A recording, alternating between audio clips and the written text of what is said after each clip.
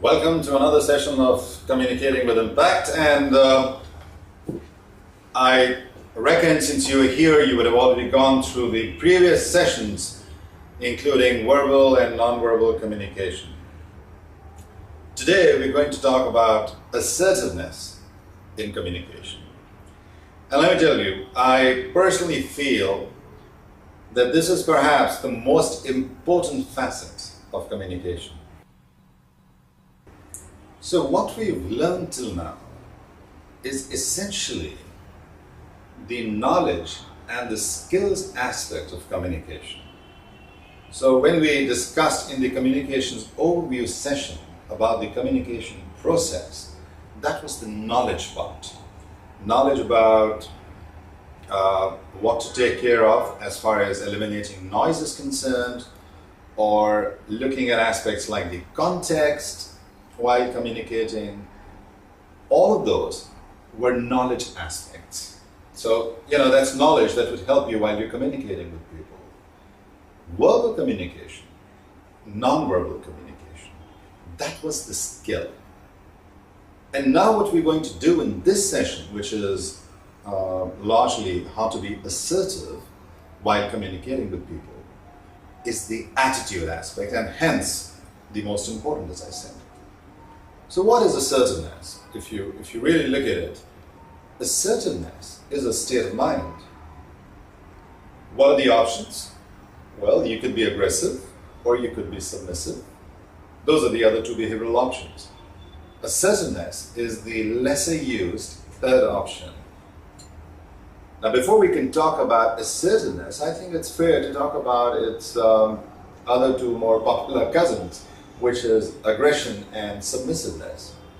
So when I am aggressive, what I'm really saying is that I am going to focus on my interests and not on your interests.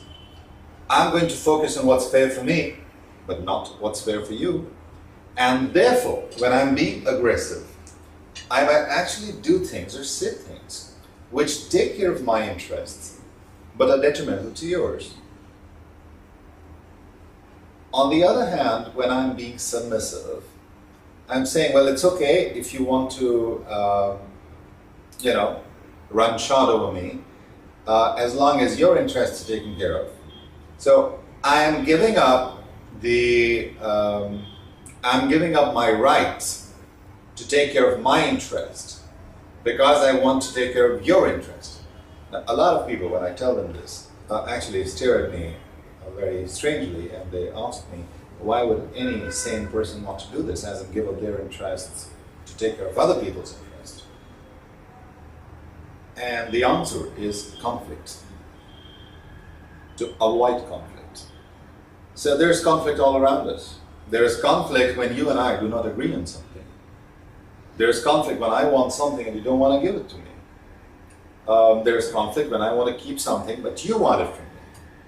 So people who are averse to conflict, who do not like to get into conflict, are normally what are called submissive people.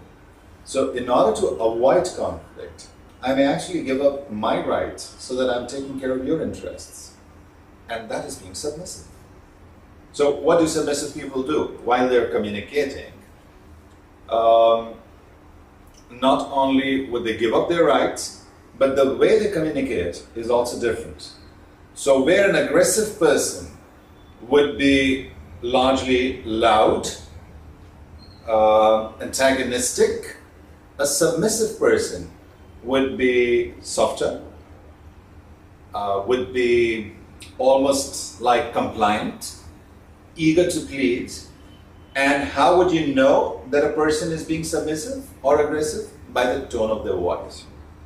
So if the tone is harsh, the person is typically being aggressive.